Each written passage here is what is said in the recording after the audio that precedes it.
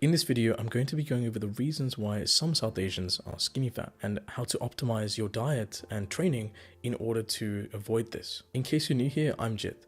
I'm a biomedical science graduate and I'm also an endurance athlete who has run multiple Spartan races over the last 7 years. I've competed in races that have multiple obstacles and typically the distances are about 7, 14 and 21 kilometers, but I do have a 50k that I'm doing later on in the year. And I've been bodybuilding in the gym seriously for the last 3 years. I used to struggle when it came to staying lean and also building muscle, and I would yo-yo diet between crash dieting and then becoming skinny fat and not really having that much definition on me, and then switching to the completely opposite end, which is just becoming obese from overeating and binge eating.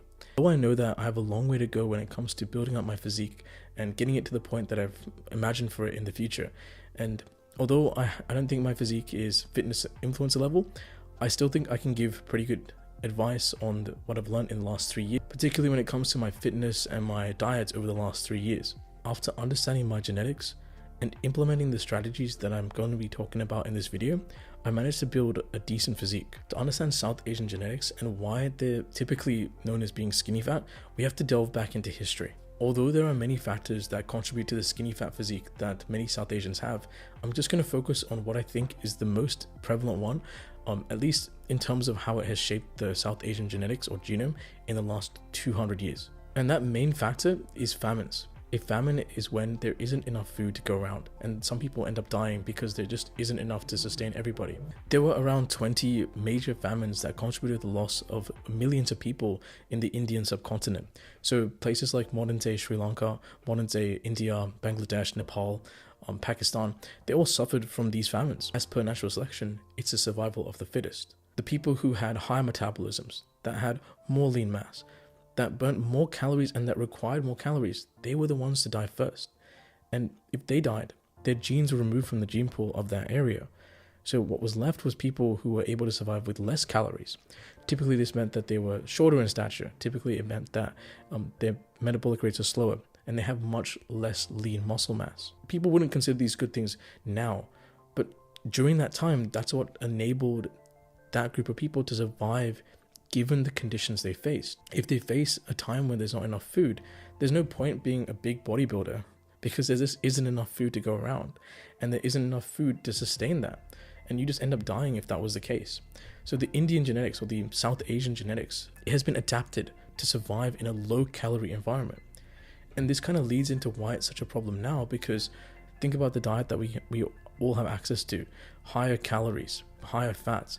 These things weren't around back then, and so many South Asians suffer from high rates of diabetes and heart disease and obesity because of their genetic makeup. There are other factors at play, but this is one major factor that seems to impact mainly South Asians because of what we've been through in the last 200 years.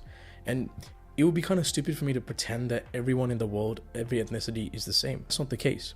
Everyone is slightly different, and depending on what their ancestors suffered, they've adapted to survive in that sort of environment. And it's important for us to consider this, like from a health standpoint as well, because even though right now we're living in a world that's very similar and we eat diets that are very similar, a more westernized diet, we have to understand our past and how our genetics impact us. And for most of human history, this type of genetics was actually the most favorable.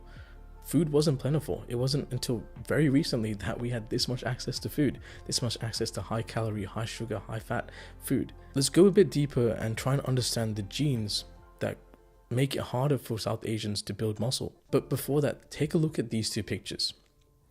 Both the kid and the bull shown here have a rare mutation of a gene that codes for a protein called myostatin. Myostatin lowers muscle protein synthesis. Basically, it means it stops you from growing muscle. It slows down your muscle producing processes. And South Asians, because they've evolved for a time when there was less calories available, producing more muscle would mean increasing your metabolic rate, increasing your caloric expenditure, and risking death because there just isn't enough food to go around. But many South Asians, they have more genes that express myostatin. They produce more of this protein that slows down muscle growth, making it harder to put on muscle. And it's important to understand myostatin's role as a regulatory protein. And by doing so, we can force our body to slow its production and enable more muscle protein synthesis. Exercising And especially doing the exercises that use most of your body, a full body workout or a run or a swim, we lower myostatin levels in our body for 8 to 12 hours. After 8 to 12 hours, it will start to rise again, slowing down our muscle protein synthesis. By training, we increase muscle protein synthesis. In addition to exercise, a diet with more protein also lowers myostatin levels. Part of the reason why I think our bodies have evolved myostatin or higher levels of myostatin is that our ancestors from South Asia, they didn't really have high protein diets. And if they did eat protein, then it was usually of subpar quality, plant-based proteins, which lack the amino acids that are required for muscle growth, as opposed to richer animal-based sources. What typically happens when you eat animal-based protein as opposed to plant-based protein is that you get much more of the essential amino acids and the amino acids that are required for growing muscle. Because with plant-based proteins, you don't get all of those amino acids. You're missing things like leucine, and leucine is important because it helps you build more muscle. And typically leucine is found in eggs, in chicken, in whey protein, and it's one of the main amino acids that are just so important if you're going to grow muscle. When I finally understood how my genetics played a role in my training, I made some changes, and they helped me build a much better physique. I found that by training twice a day, once in the morning and another time during the evening, I was able to lower my myostatin levels for most of the day. This ensured that I stimulated my muscles to grow, and I also lowered my myostatin levels because I understood that myostatin is lowered for 8 to 12 hours after you do some sort of workout or some sort of exercise. I also made sure to eat 150 grams of protein to about 200 grams of protein each day in order to maximize my ability to lower myostatin and also to provide my body with the nutrients that I needed to build my muscles. And when I consistently stayed true to my protein intake and to my training program, I noticed that my muscle growth increased exponentially, and it was a period of time where I had the most amount of gains. I saw just how quickly my physique changed, and I found myself suddenly having bigger arms and filling out my shirts and just looking better and looking a lot healthier. In the past, I remember doing the training part right, training by running and then doing resistance training, but I didn't match that with my diet, and I wasn't eating enough protein. So even though I lost a lot of weight when I went from being obese to being, I guess, not as heavy, I looked skinny fat. No one could tell unless I took my shirt off at the time, back when I was just much younger.